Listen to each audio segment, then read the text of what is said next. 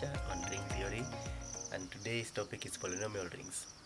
So the objective of this lecture will be to discuss some of the fundamental properties of polynomial rings. So having gone through this topic, you should be able to define what a polynomial over a ring is. You should also be able to define addition and multiplication in polynomials.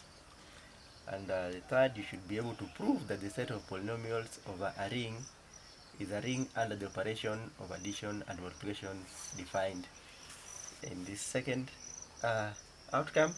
And then finally, you should be able to discuss factorization of polynomials. Okay, so let's go straight to the lecture. So we'll first of all begin by defining what a polynomial is. So let R be a ring. Then a polynomial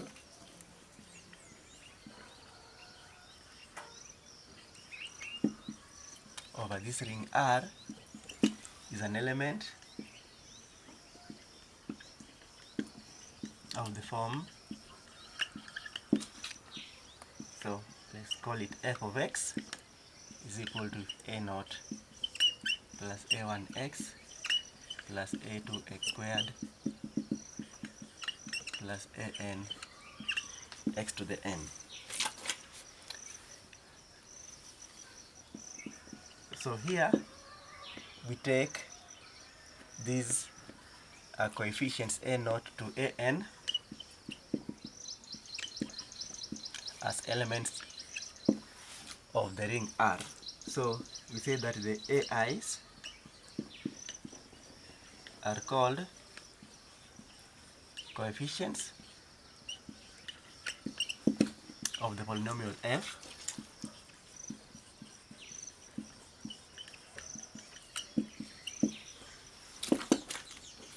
and then this x is called the indeterminate,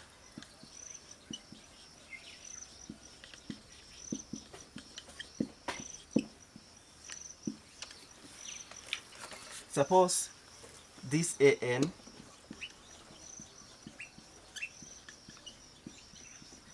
is non-zero, then we'll say that this polynomial is of degree n because the highest power of the indeterminate is n. So suppose an is not 0,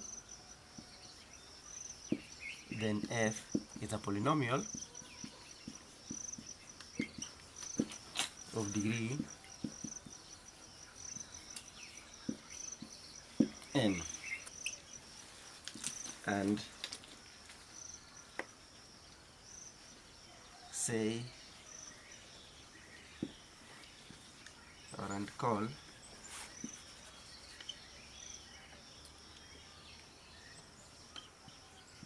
an x to the n the leading term of the polynomial or of f. Now this a naught, this first coefficient a naught, is normally called the constant term,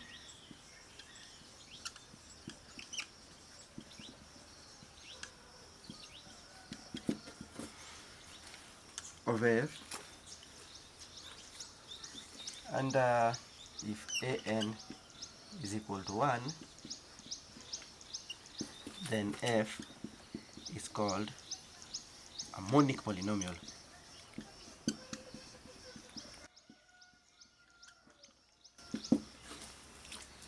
And then let us also talk about equality of polynomials. So two polynomials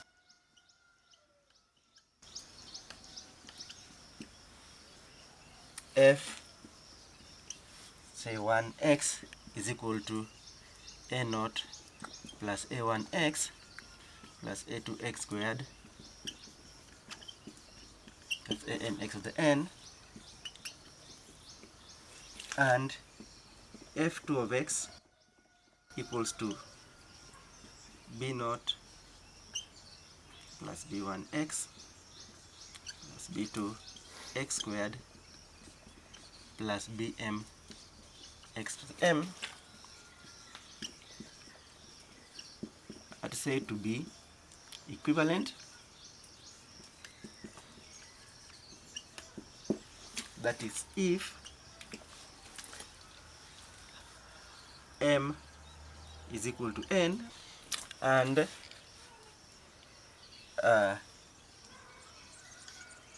ai is equal to bi, that is for all I. We can also define addition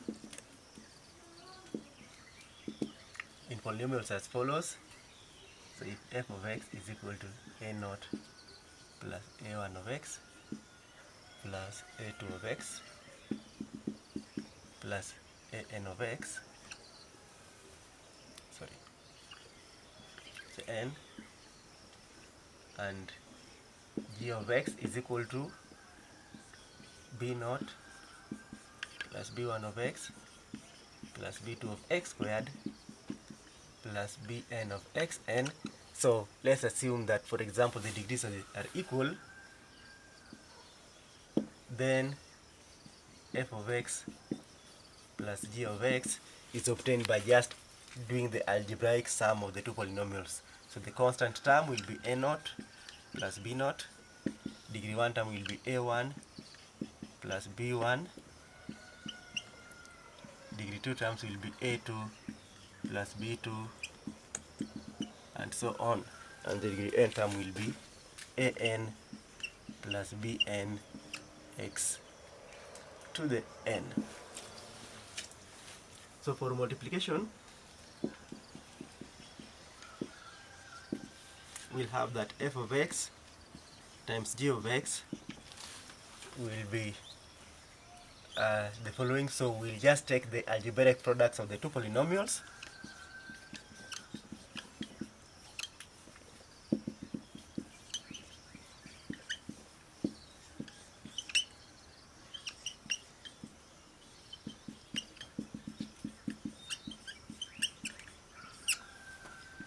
And so the product will be as follows. So for the constant terms, we'll just have a naught, b naught.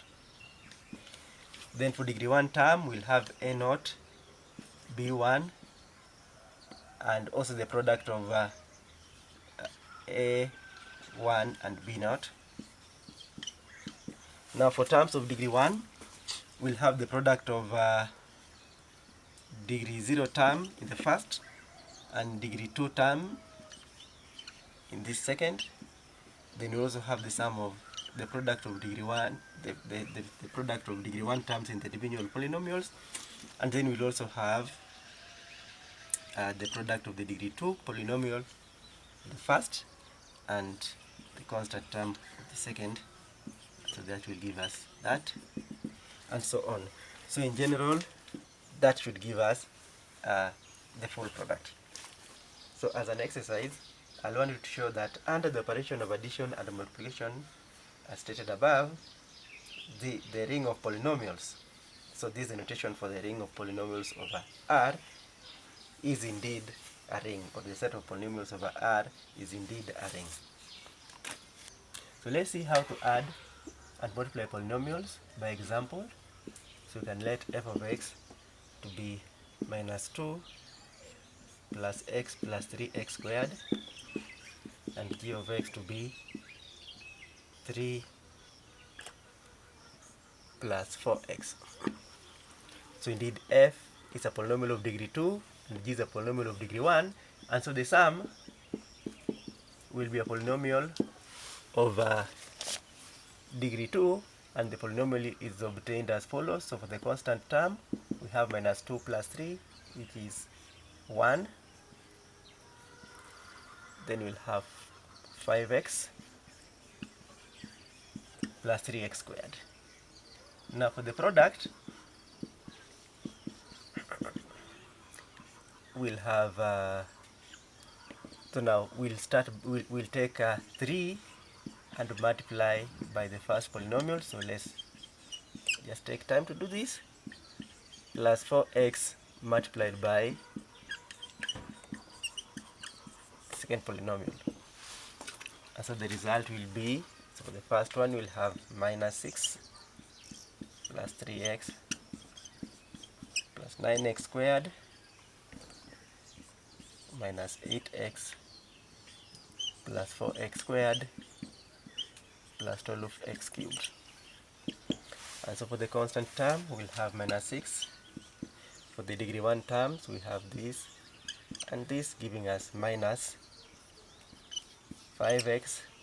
And then for the degree 2 term, we have this and this, giving us plus 13x squared. And then we finally have degree 3 term, which is 12x cubed. And now I'll just give another example, but now with a different ring. So we can let f of x to be the polynomial 1 plus 2x bar, and g of x to be the polynomial 1 plus x. So I'll put 1x bar. So both of these considered as polynomials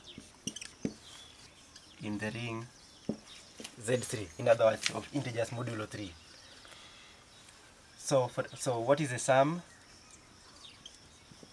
of f and g?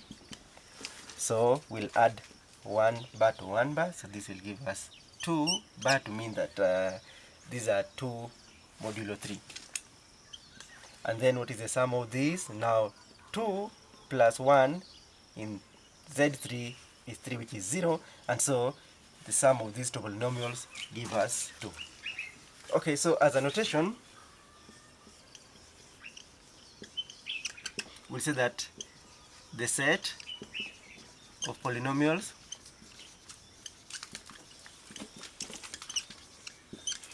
over a ring R is denoted by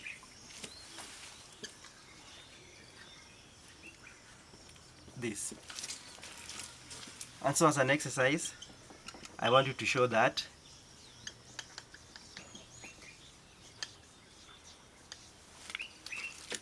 this is a ring. Okay, so let's then discuss a few properties of the polynomial ring. So most of these will just state without proving. The proofs can be are barely straightforward, and there are things that I'll leave for you as exercises. So let R be a ring, then number 1, the center of the polynomial ring over R is nothing but the polynomial ring over the center. So we know what the center of a ring are, the set of all polynomials which commute with every other polynomial in R. Number 2, if this ring R is commutative,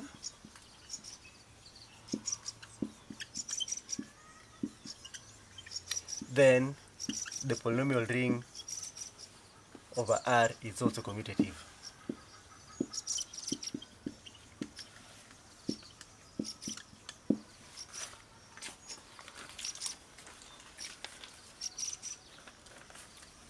Okay, and now another thing is about the 0 element in this ring. And so we'll say that the 0 element in the polynomial ring over R is nothing but the 0 polynomial.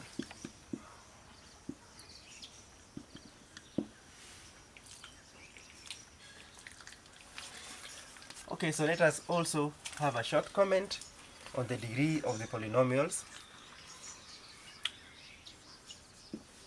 So let R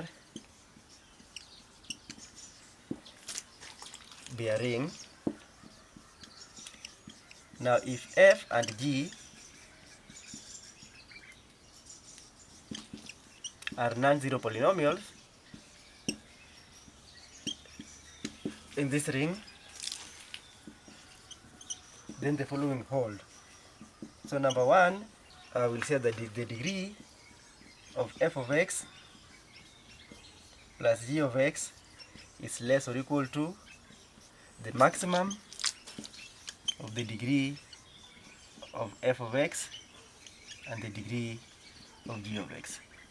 Then number two, we have that the degree of the product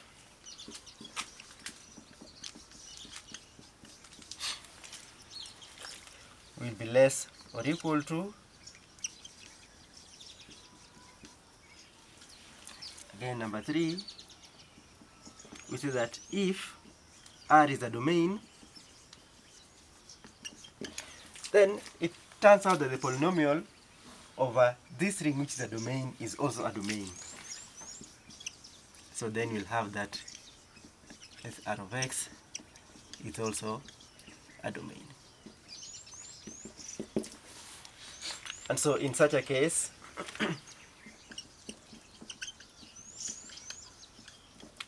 the units of this polynomial ring coincide with the units of R.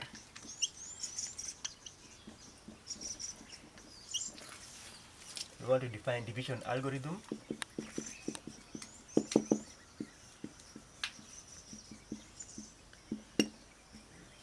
Let R of x be a polynomial ring.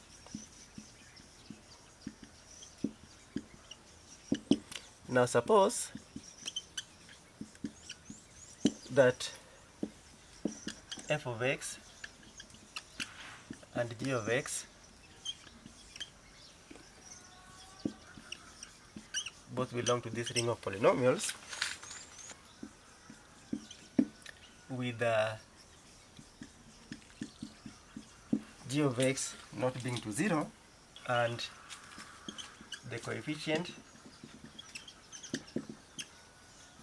of f of x is a unit in R,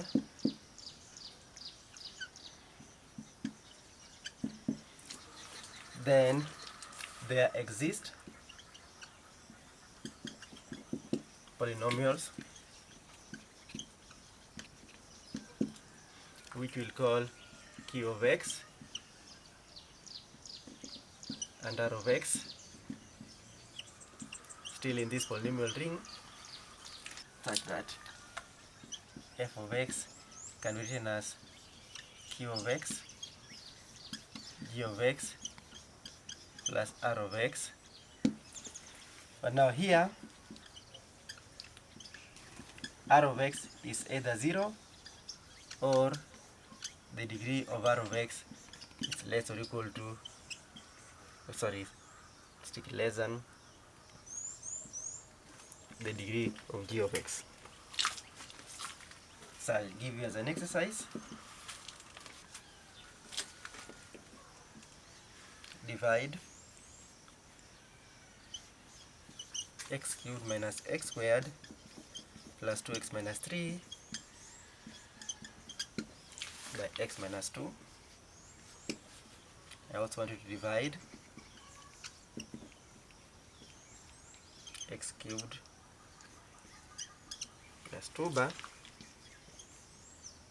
by 2x 2 bar, and that is in z3 of x. So remember here, I want their quotient and your remainder must be polynomials in z3. So let's look at the remainder theorem. So if you want to find the remainder when a polynomial is divided by, say, x minus a, then it suffices just to find what f of a is. And so we'll say that let R be a commutative ring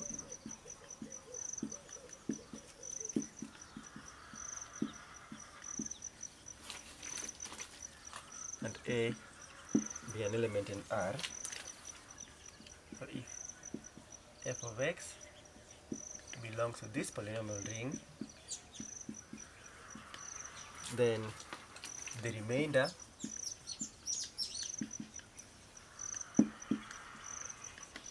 when f of x is divided by x minus a is f of a. So let's also look at factor theorem.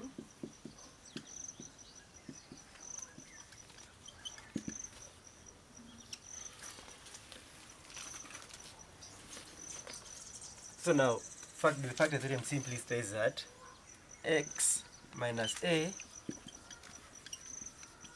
is a factor of f of x, and that is if and only if there exists a polynomial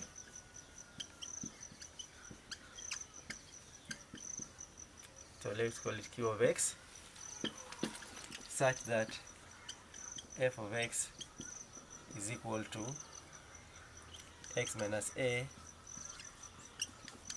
times q of x. In other words, if there is no remainder when you divide f of x by x minus a. And so in such a case we call a the root of this polynomial. And so let's just define what roots of polynomials are.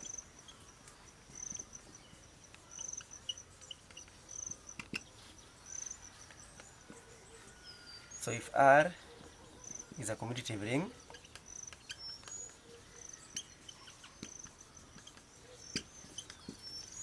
and f of x is in R of x, then x is equal to a, that is a, this a should be in R, is a root of f of x, and that is if f of a is equal to 0. So for example,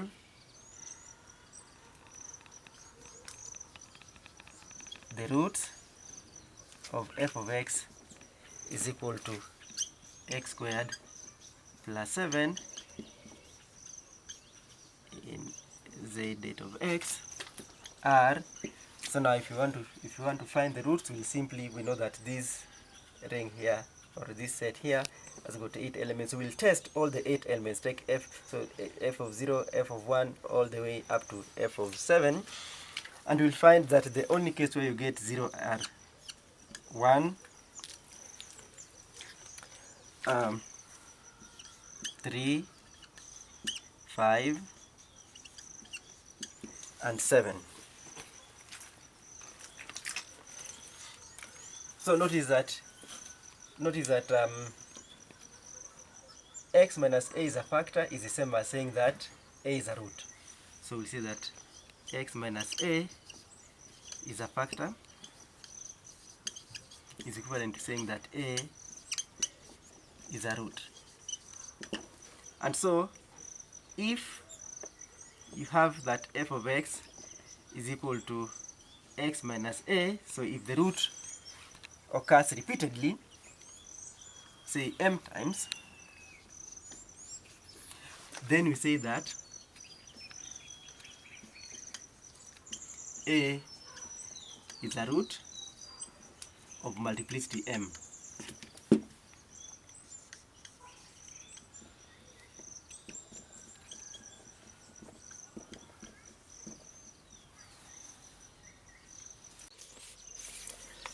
Okay, so let's just see as an example some root with multiplicity. So what is the multiplicity?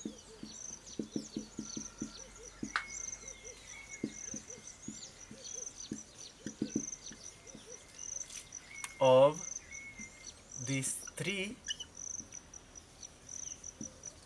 for f of x equals to x cubed plus 3x plus 4 taken as a polynomial over z5. So check to see that the multiplicity is 2. So in other words, I'll want you to take the factor. So in this case, the factor will be x plus 2 bar. Remember that in in Z5, saying that 3 is a root is the same as saying that x plus 2 is a factor, because we do not have minus 3. Our set simply comprises of the elements 0, 1, 2, 3, and 4. So to talk of x minus 3, we should be talking about 2 bar. In other words, this f of x is equal to x plus 2 bar squared plus some polynomial, say g of x. And so finally, let's look at rational roots theorem. Let f of x equals to a naught plus a1x plus a2x squared plus an xn be a polynomial over the ring of integers with a naught not equal to 0 and also an not equal to 0. Now if b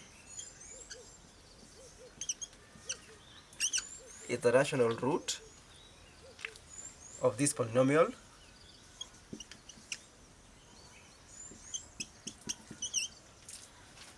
then this b is equal to c over d,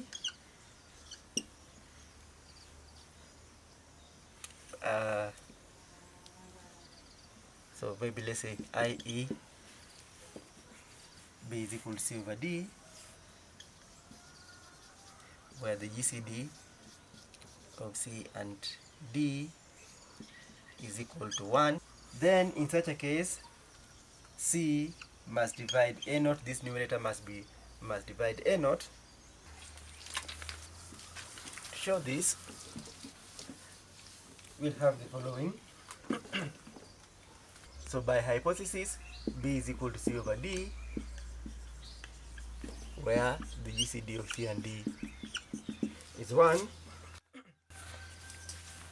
and so 0 is equal to f of b, and this f of b is nothing but a naught plus a1b up to an bn, but now this is expressible as a naught plus a1, so we can express b as c over d all through. But then if we clear fractions, so this is a naught plus a1 c d to the n minus 1 plus a2 c squared d to the n minus 2 all the way up to an c to the n, and so this is equal to 0. Okay, so we can find what this should be dn. So we can write an expression for a naught d to the n in the following. So we can subtract this entire term from both sides, and so this is what we are going to get after factorizing. So we are going to get negative c into a1 d to the n minus 2 plus a2 c d to the n minus 2 up to an c to the n minus 1. Again, we can write out what the expression of ANC and ANC to the n is. And so to do that, we are going to subtract this entire expression from both sides. And so what we are going to get after factoring out d is the following.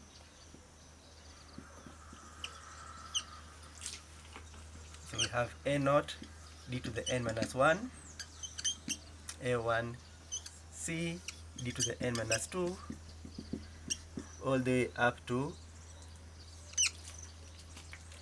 an c to the n minus 1.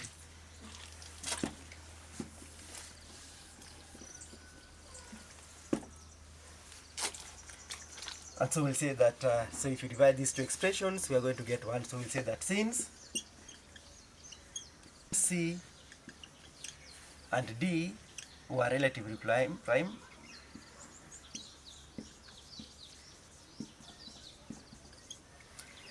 then we have the following bit. Number 1, C must divide A naught, and also D divides A to the n. Okay, fine. So that's it for today. Keep revising, and more so, keep safe. Thank you.